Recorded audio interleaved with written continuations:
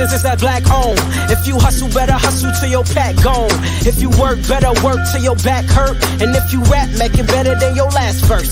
Yeah, more lyrics. Move AJ, El Presidente, Eddie Kane University. Hill gon' heal, regardless. You, B. Cannon, Bethel High School, by way of Three Man Weave, LLC.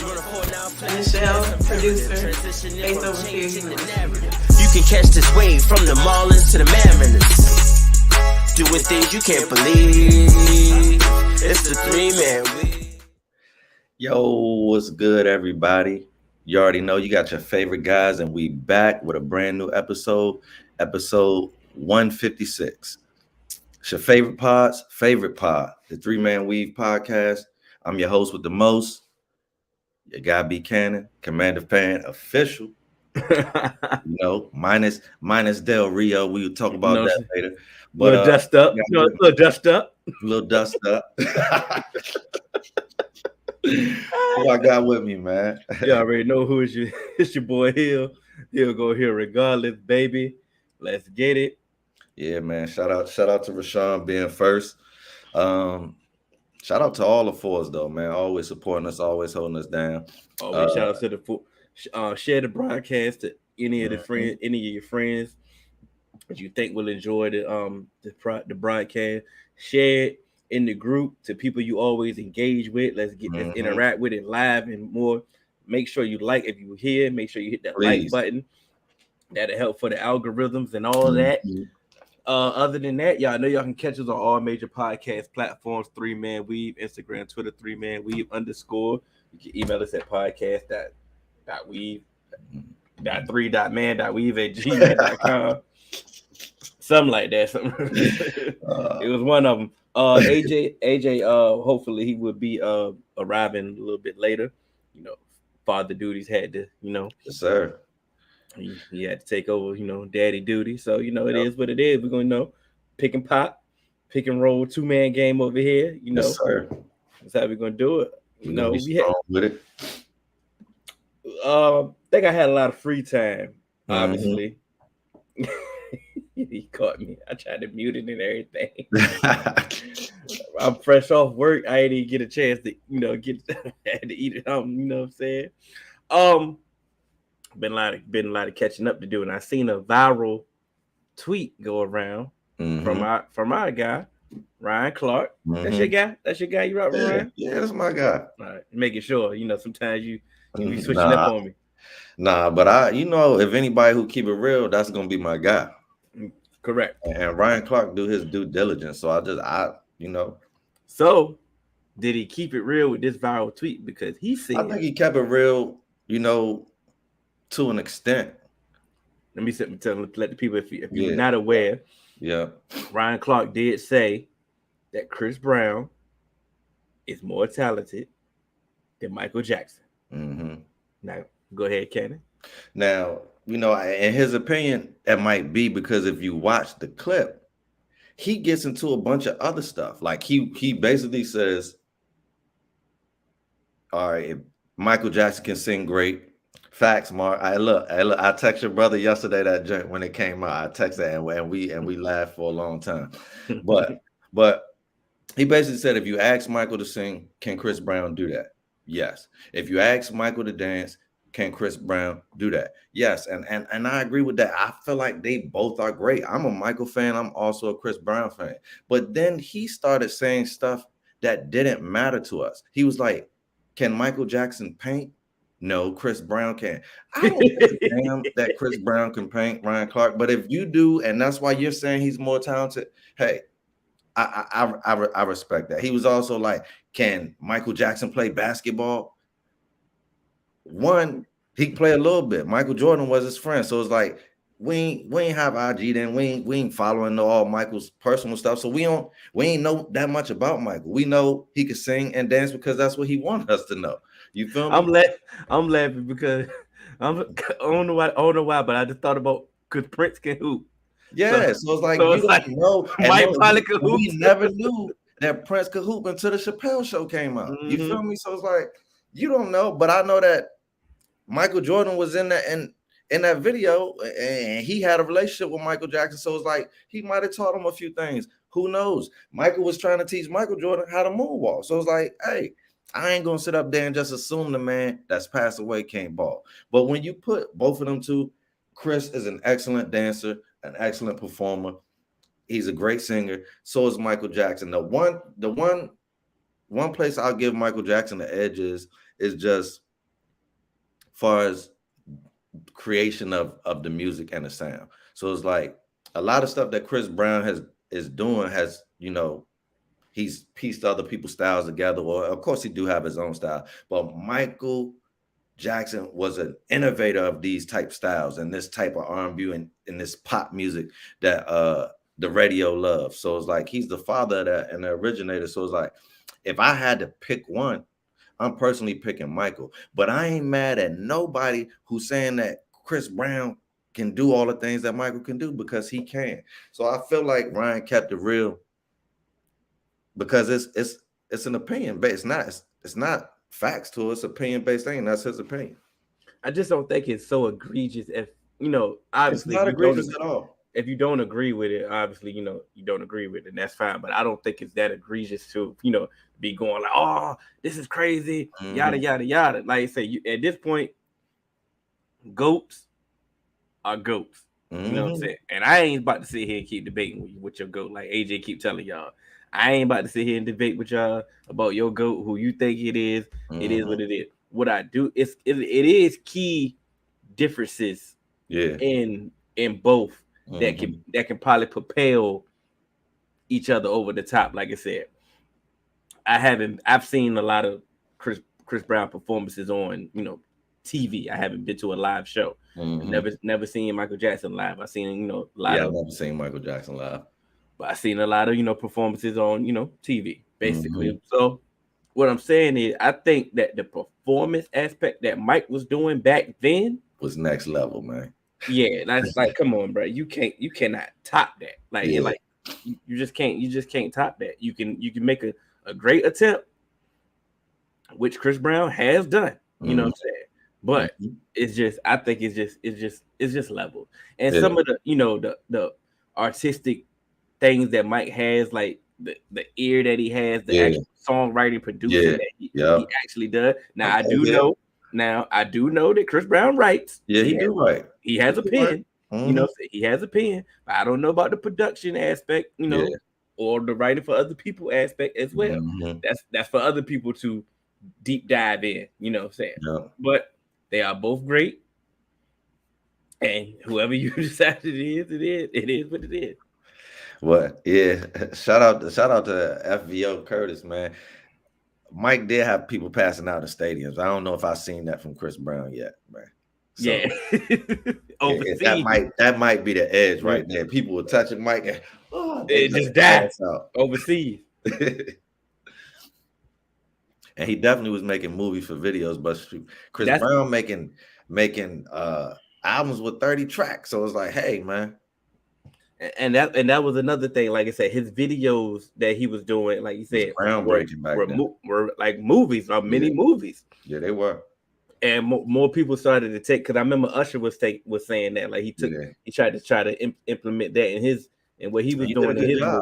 He did a good job with it too. He did a good job, but like I said, it's levels. You know what I'm saying? Like I'm with you. It's definitely levels, man.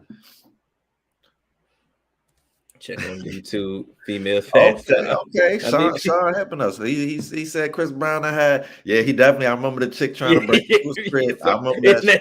So look, right. Got a point, man. Look, shout out to the Force for keeping us on point, man. This may be the tiebreaker right here. Does Chris have to reach outside of black folks? Hey, Sean just said he had some other persuasions passing out, man. He said. No. He said that's YouTube. He said, check on YouTube, females. Oh, females passed out. Yeah, okay. That's not. Okay. But this is man. Does Chris have reached outside of black folks? And I do believe, because he has pop records. Yeah, I believe so. Once you reach pop, like, man, he has top pop genre songs. So those, like I said, we ain't listen. Those ain't the songs for us. Yeah, definitely ain't. And they went number one for a reason, or they've been, been successful for a reason. They because of us. Facts. But Mike got other. We got a whole other. Like, he might have had everybody. Yeah, Mike had. There's people in Russia die hard Michael Jackson fans, man. So that might have been the tiebreaker if it was, we were doing the tail of the tape. Yeah, but Rakir saying, Chris sells out overseas as well, man. So it's like, hey, like you said, pop is pop, man. Yeah. And I will say, like, if Mike was the original king of pop, then Chris Brown is the current king of pop. You feel me? Hey, sometimes you always got to pass the crown, Yeah, facts. It is what it is. But your boy, obviously, your boy's not here at this time, but his Angels. Yeah, man. They fired the manager, Joe Madden. Yep. How you feel about it? I mean, I remember when. Do you remember when the last time Madden got released? Who was he with last time before the Angels? Was it?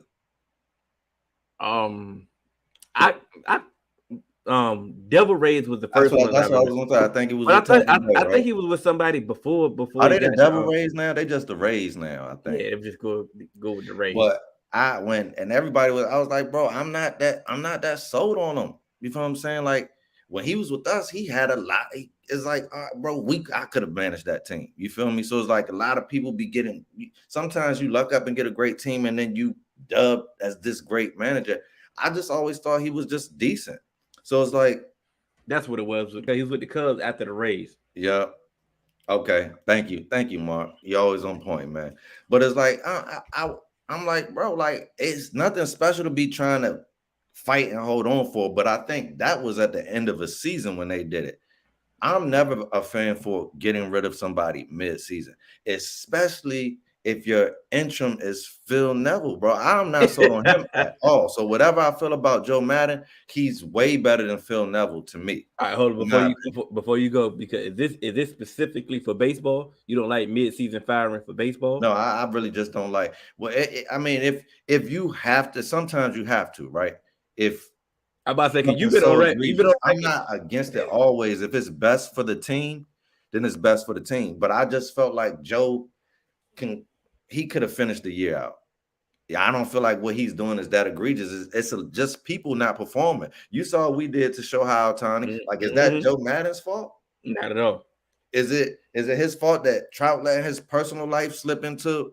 You know what I mean? Like this, how can this be my fault? And one thing is my pet peeve is when other people go down for other people's actions. Yeah, exactly. I mean, like I know AJ was joking. We posted the meme, and he was, he joking. He said, "I thought it was kind of premature." And like I said, that's his team. So if he thinking it's premature, then what are we supposed to think? Like you said, I understand they went on the losing streak, and I always joke with them all the time about, hey, Trout need to leave.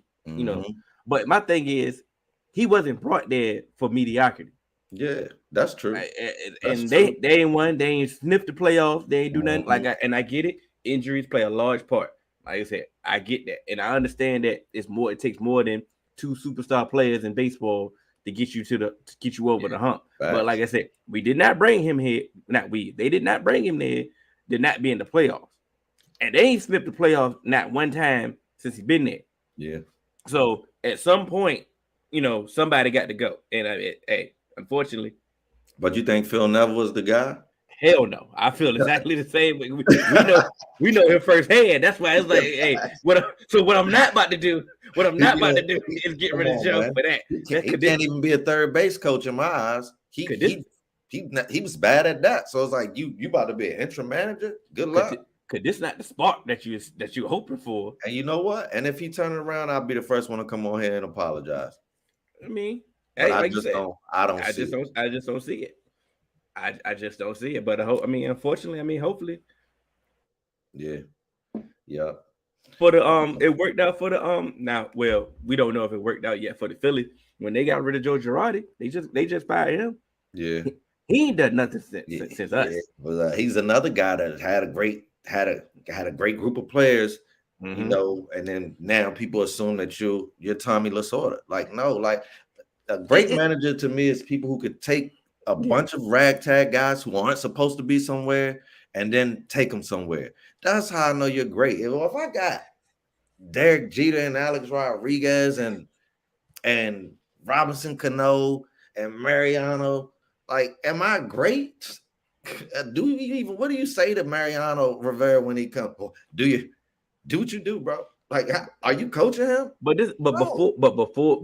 he got to New York, he did do a good job at his previous stop. Yeah, no, he did. I'm not saying that he's a bad manager. Oh no, he bad. He bad now. Joe Girardi's bad now, and that's what I'm trying to figure out. Like, how did you fall off this bad? And like you said, we did have a good collection of players. It's always been the players, man. He always had some decent teams. He had some good collection of players. I'm gonna let you know right now, though.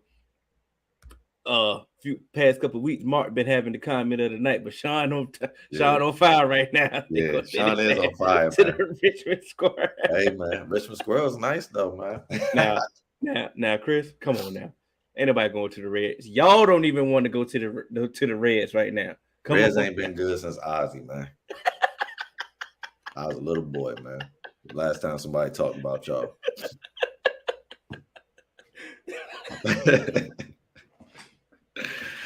Oh man, it's just Cincinnati. You like everything. You like everything Ohio and Pittsburgh.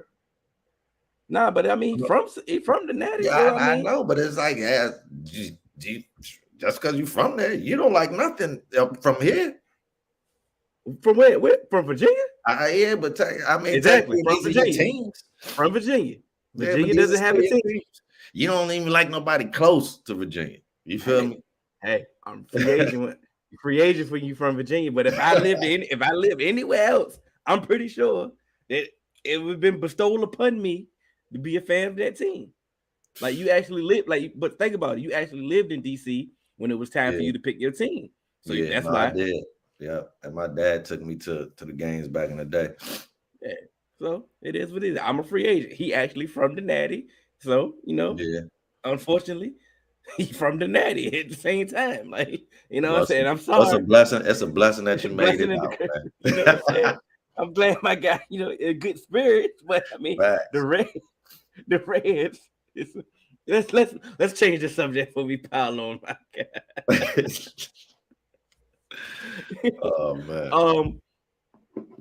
NFL holdouts is dwindling down, is what we'll say.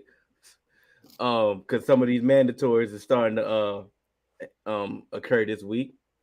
And it's just funny just to seeing that this is the only leverage that the NFL players think that they have, where they actually do have, and they're actually executing it, is I'm going to hold out from OTAs, and that's OTAs are optional.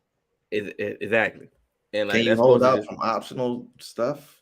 It's voluntary workout. So is that leverage?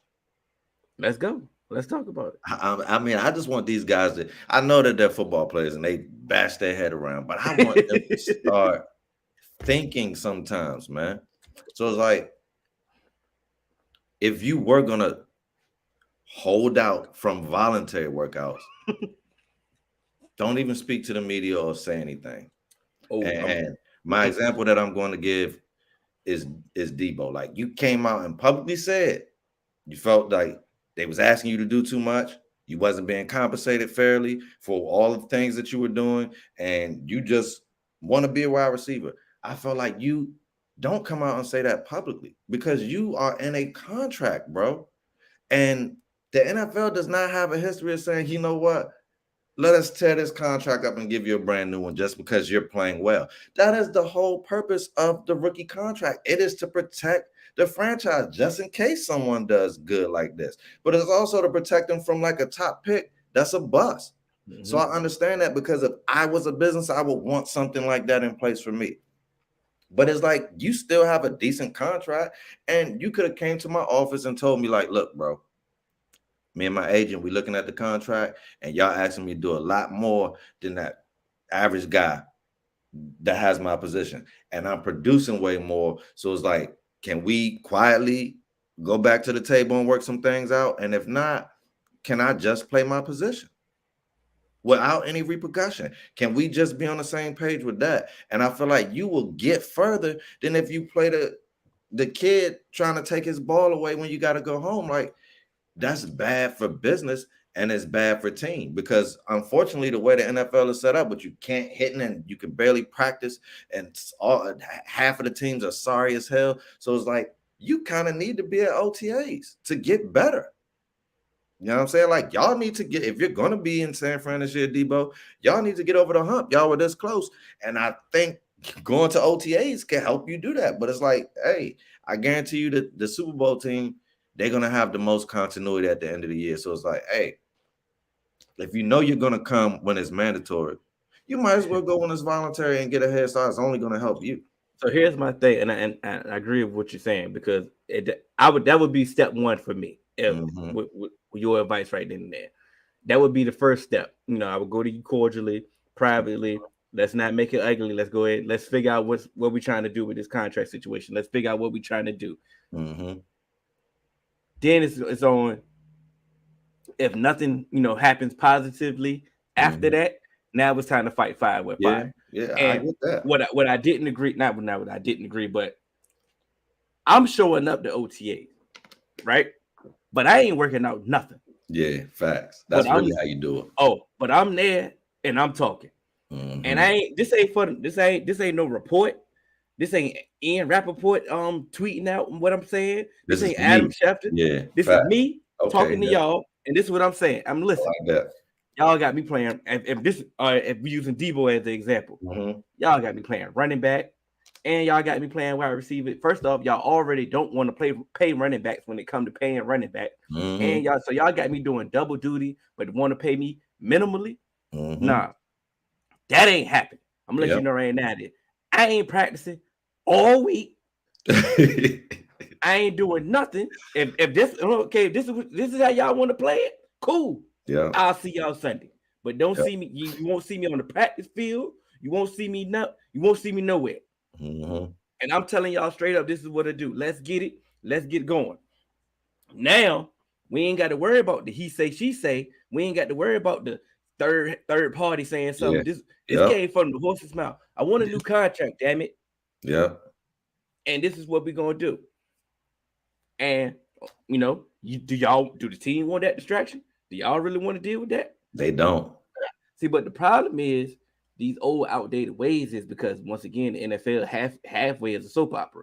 Yeah. So they need these headlines. They need these stories. They need something to drive it up. Like I said, I guarantee. Let's see all these receivers, right? I guarantee Terry McLaurin gets a deal. But we ain't heard nothing from Terry though, right? Yeah, he ain't said nothing.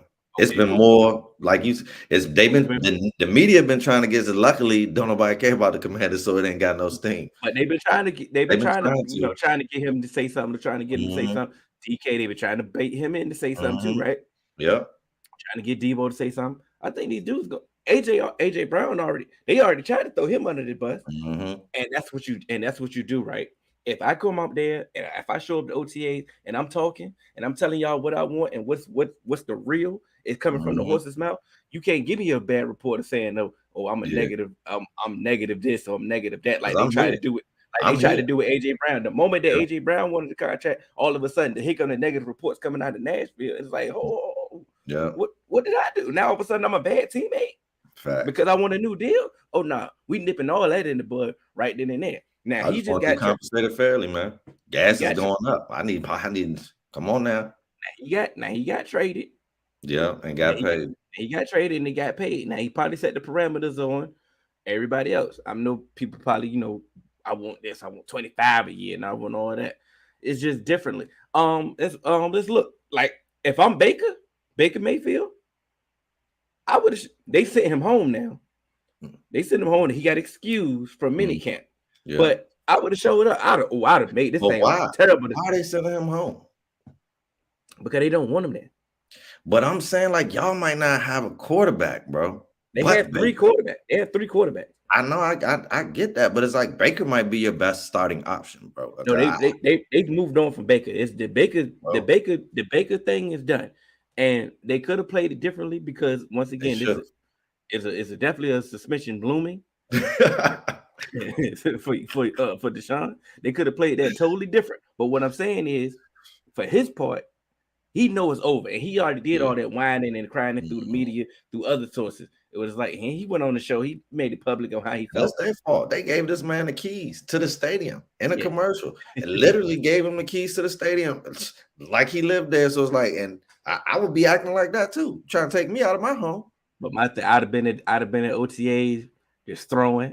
Yeah, I know he had shoulder surgery, so maybe he's not healthy. Who's to say? But if he's not healthy, definitely don't need to go further injure yourself trying to prove a point.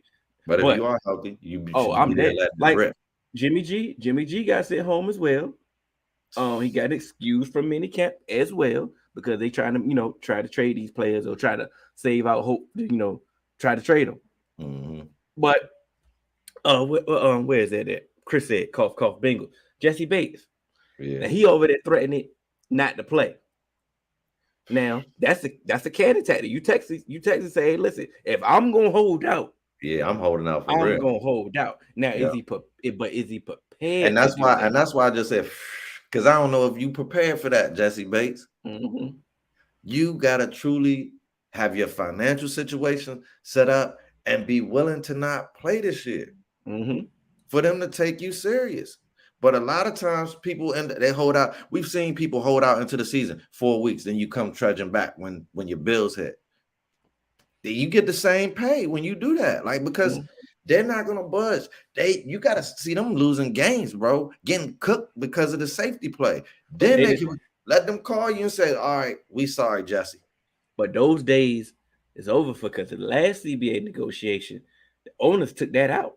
Because normally used to pile up all these fines, right? And then they take the fines away, like, nah, you're back now, the holdout is over, we'll rescind the fines, you ain't gotta worry about it. These fines are permanent. Yeah, these fines don't go away. So it's like I said, that was a dumb mistake by the players in negotiations. Like every time the CBA gets done, I come out of there like, y'all traded this for that? But what they wanted. No hitting in practice. They wanted to smoke stuff. They wanted to smoke weed, bro. They wanted less drug testing. They were doing that anyway. But they was getting suspended for it. Hey, now they's like, okay, now we ain't get suspended for it. That was okay. Hey, and this is my thing, right? If leverage. If we was illegal, right? It ain't like the NFL season is for long. There are players who said, bro, I just didn't smoke during the season. As soon as it's done, I'm sparking. Mm-hmm. They ain't gonna really be testing you in the off season for the weed. When it's time to start going to OTAs, put the shit up, bro. You don't gotta smoke weed. But then I understand like they're trying to pump the opiates on you, and it could be better for some of your pain management. So I do get that. If that's the case, then yes, by all means, fight for your rights. But when I go to fight for my rights, I'm not trading another right. You see what I'm saying? I'm not gonna say, all right, take this away so I can do this. No, that's my God-given right. And this too is my God-given right. I'm going to fight for that. I need both of these things.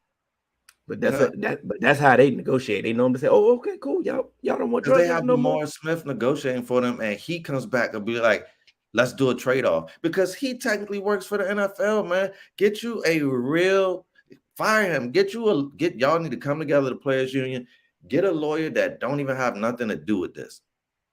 Get a lawyer that just does collective bargainings for like Walmart and Home Depot and or school districts, and let them come in, look at the stuff that they're doing. Exactly. Look at the stuff that they're doing for y'all and really get y'all a collective bargaining that's fair for the players and fair for the owners. And if it has to come to a stoppage play, y'all got to be willing to do that. And the superstars, y'all got to be willing to buy in for your brothers. Because these are the people that are blocking for you. These are the people that you're throwing to that don't get paid like you. These are the people on defense that get the ball back for you when it's 2 minutes left and you just want a shot, Tom Brady. So you need to be willing to give some money to the picket lines when it's time so that we can change this sport for the better, not just for the superstars. I want you to, Rashad, I want you to expound on that if you can in the comments. I got to think long-term, fella. I want you to expound on that, what you mean by that before we move on. I think they be wanting short-term fixes and they don't be thinking about their future. Like you want to smoke weed, but you gave up those fines being permanent for that, that's not a long-term. That was dumb. That was dumb.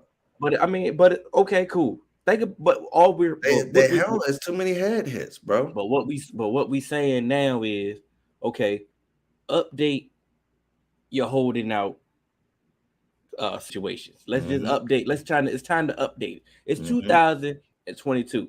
It's time to stop doing the same exact holding out tactics from what y'all been doing. Before all you used to do hold out till training camp or hold out till till the season, whatever, and then here you come marching back. If the team don't want to pay your ass, they don't care. A holding out ain't about to make it any longer. Yeah, facts. If they don't want to pay you, they don't want to pay you. So what are you willing to do? Are you willing to risk it? Or you just gonna try to play chicken, and then when it's time trying to go head on, you the one that turn first. Yeah, if I get in the chicken, I'm going all the way out, bro. That's what I'm saying. You got to make other lanes for you. You got to, unfortunately, as much as I've been hating on Pat Beverly, if you start doing some of these things in the offseason and creating other lanes for yourself, like, look, bro, I'm willing to be done with football, bro. Like ESPN want me already, or Fox FS1 want me already, or my own podcast got 200,000 followers. So it's like you got to make them. Like you said, you can't be the one saying let's play chicken and then you the one rolling out the way. And that's what they waiting on. They waiting for you. They like y'all gonna fold. They do that in negotiations. They be like, okay, y'all ain't about to strike. Y'all ain't about to miss no game. Y'all ain't about to do that. We waiting on them. And if y'all ready to go big, we got enough money to wait to last y'all out. Yeah, it is what it is. And unfortunately, like I said, until y'all take a stance. I'm saying it's just trying to update. It's trying to do something different. But if replacement players came in 2023 or 24, we would not watch the NFL like we did when our players that we love are there. And the NFL will actually take a hit, and they will have to make changes.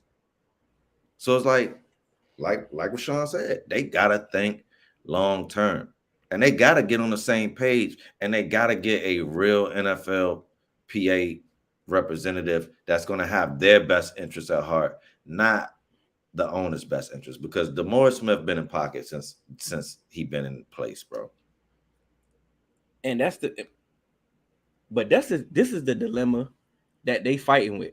Well, I don't blame the players because the salary cap is a lie, and the Rams they prove it. Y'all work together here? Oh, me and we do. I ain't know that. Yeah, Smo. The thing about it is, though, everybody don't believe that.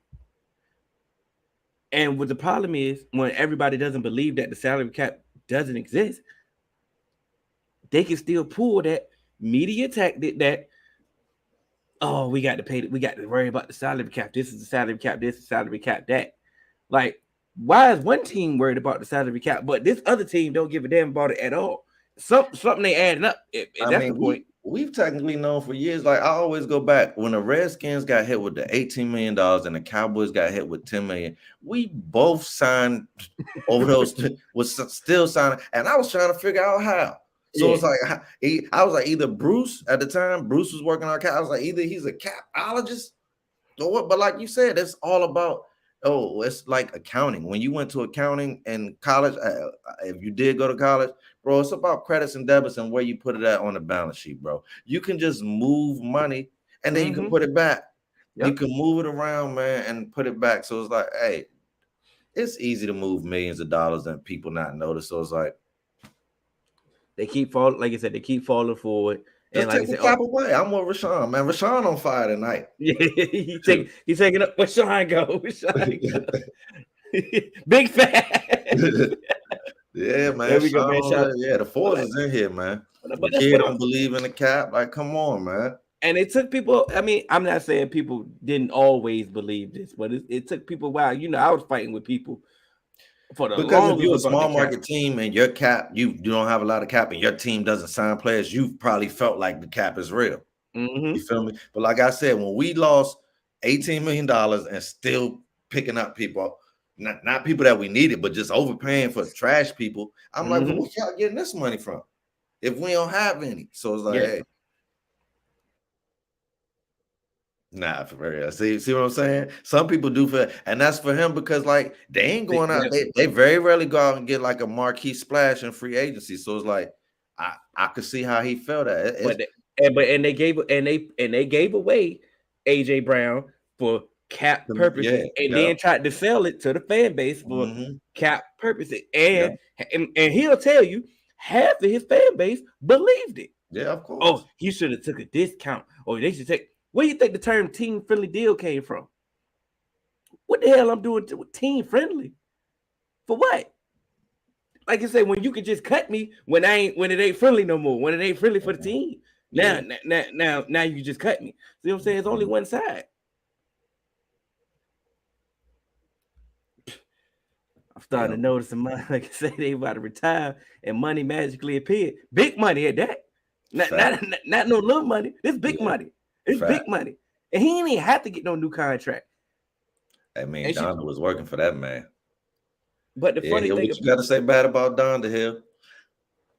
This ain't had nothing to do. I'm joking, man. This ain't had nothing to do with no damn Donda. Kanye ain't do nothing for this deal. Aaron Donald been breaking the bank way before. Hey, they got it done, bro. You can't. They got it done, man. Aaron Donald held up before, and they paid him, and he got paid before, and he got everything he wanted. I'm gonna retire, like Rakim said. We'll see on Jaylen Brown next time, but Jaylen Brown should get a super max easy. Who said that? Where's that at? He's what? You said something about Jaylen Brown. What's that? I'm just saying because he signed with Donda too. So we'll see when you know what I mean, when his contract come up. Well, you know, you're only eligible once you got to get one of them all. Yeah, I feel like he's gonna get in. I feel like he's gonna get in next year. The way if he keep playing the way he playing, you got to become an all-star first. I feel like next year he's gonna be an all-star. I think he should have got there. I think they was arguing about he should have got in this year. But wasn't Wiggins one this year? You feel me? Wiggins was. I mean, when you first off, it was sticker shock. No. Listen. It was sticker shock. Like, hold on, how the hell did Wiggins become an all-star? But no, he be balling. I like Wiggins. He be balling, but he don't be Jaylen Brown balling. Well, when you know that I also was hating on Jaylen Brown. I just recently came around on him, so it's like, all right. That's why I said I feel like he gonna get that. I feel like he's gonna get it. That was the West at that point. Like I said, everybody was hurt that he went at his position. Like Paul George was hurt, Brown was hurt, Kawhi was hurt. Like you said, it was opening in that position when it came to the All-Star vote. So it's like, well, who else was you gonna put there? You know, me. No, you're right. But that's why I just feel like Jaylen Brown. Remember what I said? Like certain people work to become this. That he's one of those. He got the work ethic. So I feel like if stay injury free, keep ascending. I feel like next year is his breakout year, man. Even though he done already broke out for real. Well, since we are here, let's go ahead and talk about the finals game, and we definitely going to end. Ball don't touch the floor, man. You know what time it is, coming, man. And the for us, no, we're not about to be here all night. We're gonna watch the game just like everybody else. So we're about to end it up right now. It's game 3 tonight. It's gonna be coming on right after we finish at 9:00. We are recording right before the game. Let's go. Let's start off with this question right here from Sean. I mean, the fourth is on point, bro. God damn. Yeah, man. I think Clay will. Like, how many times have we seen Clay have bad games? And he already said, like, look, I had to pop in game 6 Clay, man. Like, I'm watching myself, you know what I mean, just to make sure that I'm still myself. So I feel like Clay, to me, Clay's an elite player. I don't foresee him having another game like he had. But at the same time, Celtics are a good defensive team. If they can play their defense, then anybody can have a bad game. If we can get into our defensive set, do what we want to do, get y'all out of your game, it's very possible. I don't think it'll happen, but if it does happen, don't come and be like, Cannon, you was wrong. You know what I mean? I'm just going with the probability. I think you know, at this point, Clay is back from injury wise, and you know, so we can't. We're not gonna use. We're not gonna use. He come in here smoking. we're not gonna use the injury, him recovering from his injury as an excuse, because like I said, we've seen Game 6 Clay in this playoffs take over and show. We seen more games of good positive Clay. He's just going against a buzzsaw against the Celtics. Like I said, they're the number 1 defense for a reason. Now, this ain't the game. This ain't gonna be the game that he gonna show back up. I'm gonna let you right now. If you waiting for Clay to show up tonight, I got Boston blowing their ass out tonight. I got Boston winning tonight too. I hope it continue to go back and forth, and that way we can get this game 7 that we want. Like I hope. I mean, I hope it's not a blowout, but I do believe that the atmosphere in Boston is going to be way too much for Golden State tonight. Tonight. We're gonna see because people said that for game 1 that it was going to be too much for Boston, and they took that. The funny thing about it is, it was feeling that way. I mean, it was, but then that fourth quarter, hey, they did that on the road. You feel me? So anything is possible. Like they can get hot on the road. This Golden State, they can get hot on the road. Anything is possible.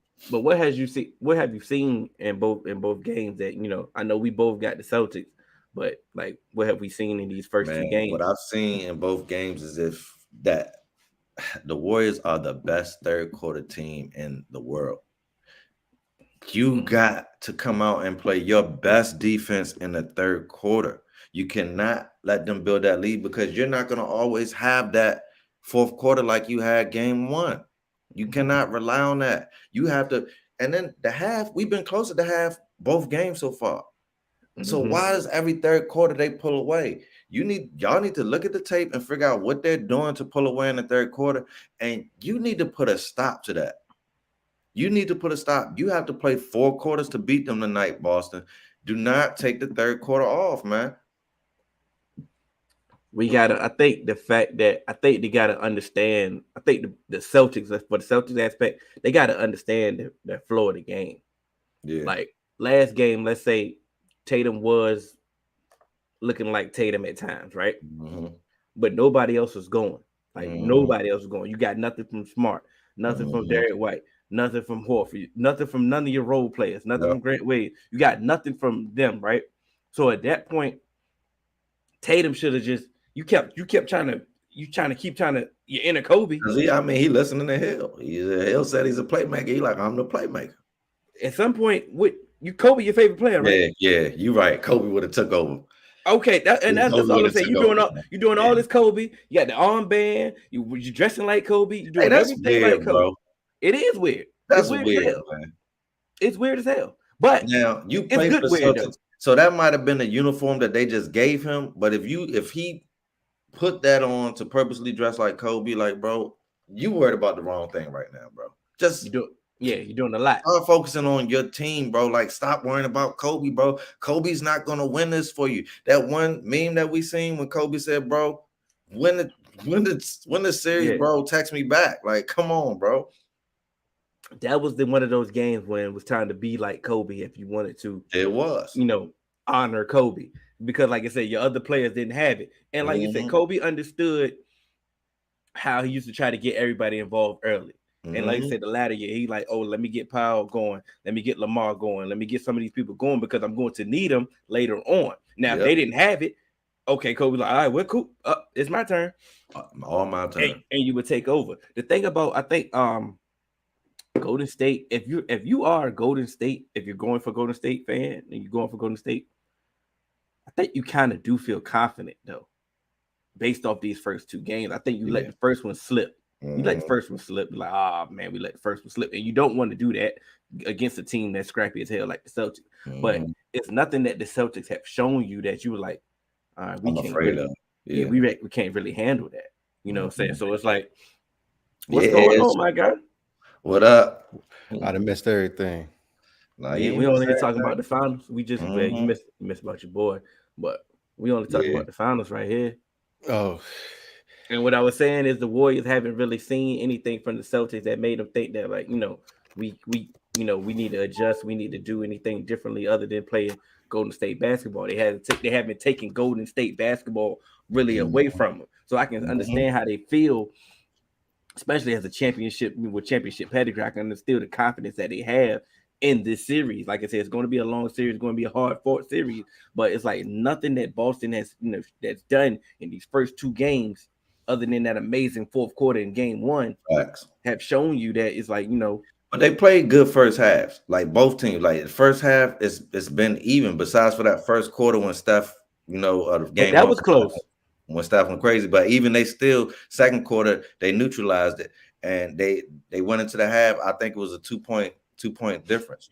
The second game at half days right there is that both third quarters, man, have been egregious on their behalf. So it's like you said, you're gonna have to be the number one defense 4 quarters, like the fours. You feel me? And you're gonna have to show up. How you feel, AJ? So this is kind of how I saw things happening, because you did. Although, like I said, the Celtics, they're not a young team by time in the league, but they are still a fairly young team when it comes to being in this position, because, to be quite honest, they've never been in this position.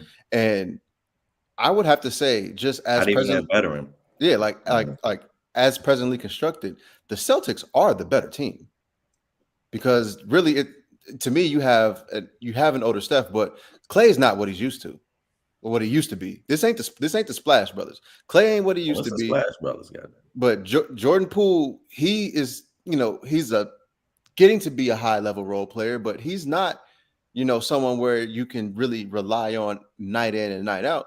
Draymond's not going to give you anything offensively, but he's kind of like your floor general, your defensive player. But even he's old.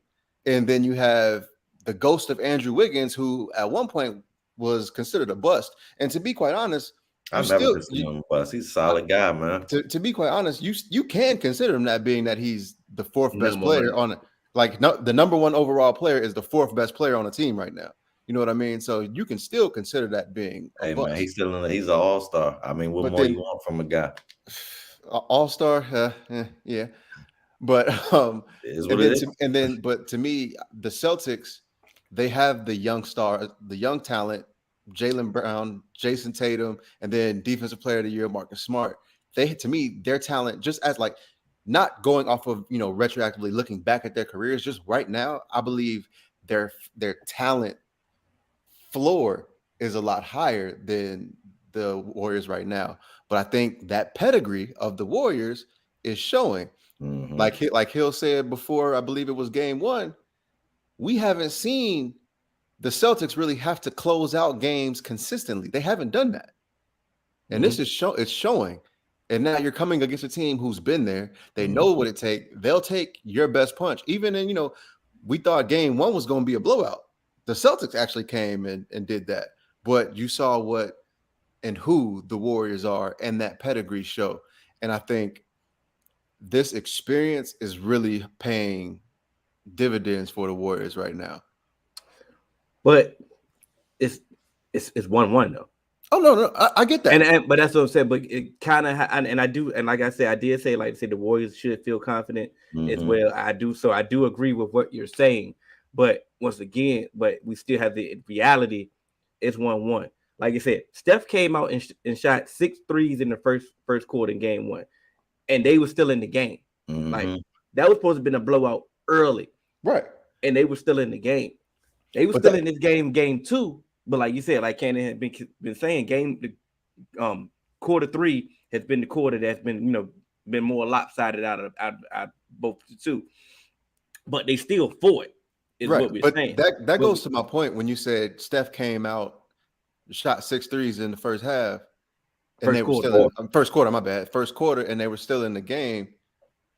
That's kind of going to my point that the Celtics, and this ain't the Warriors of 2015, 2016, stuff like that, when they were, if Steph goes on and he's draining threes like that, it would have been it would have been a blowout, because guess what? That don't even account for the threes Clay is dropping. That don't even account for the other players that are actually going to get more involved. So that's what I'm saying. Right now, it's like Clay is a shell of himself. He may get hot occasionally, but he's not who he once was. And we can't expect Clay to be that, because Clay came off of two. That's what I'm saying. He's coming off 2 devastating injuries. We can't expect him to be who he once was, a walking 3-point bucket and a defensive stopper. He's not that anymore. So that's what I'm saying, that this is they're really relying on just that championship pedigree and Steph. The only reason I disagree with that, I'm not. It's not to the fact that I'm that much disagreeing with it. It's the fact that they're getting old. Their old is different, because the game wasn't built off athleticism anyway. So they can get old and still play their same game. Steph in his prime to me. You know what I'm saying? So it's like still like a similar. It's still like the same version of Steph that we've really been seeing. You know what I'm saying? I understand Clay is not really at times don't look like Clay, but he came back. That's big though. But he came back. When he came back, he still was pretty much averaging his average that he always averaged. So it may not look the same, but he's still producing. Hey man, when they swing it to him and he open, I'm scared to death still, bro. And we still are. You know what I'm saying? I mean, like I said, he's just having some bad games when it looks bad, it looks that bad. And on top of that, his athleticism has waned because that's why he hurting his athleticism. And that's different because he was a two-way player. So I get that. I'm not saying Clay is the same Clay, but I'm just saying he's still producing. I think he's still a two-way player though. Now his defense definitely took a step back. His defense not to where he was, but when I say two-way player, I'm comparing him to other players who ain't doing like Clay is still out there trying his best on defense and putting the effort in. Yeah, he's still giving that. Two-way player. He's gonna play defense, bro. There's people that don't play defense at all. Cones. Clay is not a cone, bro. Yeah. But that's literally just the point that I was making is the Celtics have more like their talent level to me is a little bit higher. Yeah, specifically off of where they're at in their their points of their career. And I'm not to me, like I said, if it was the 2015 Warriors versus this version of the Celtics, to me this is over in 4. Yeah. But what I'm just saying is I think the Celtics, this is the experience, and I think they might be in a position kind of like where the Bengals were last year, where it's like now y'all might be ahead of schedule. Like y'all might have needed a year under Ime Udoka to kind of put things together and really try and find who y'all are to win, to really be able to take that consistent step, because we haven't seen the Celtics really put together. It's still a little early to say that. Like he'll say, it's 1-1. That's the reality. It's 1-1, but what I'm saying, the point that I was about to make is we just haven't seen, because we haven't seen them put consistent back-to-back performances together.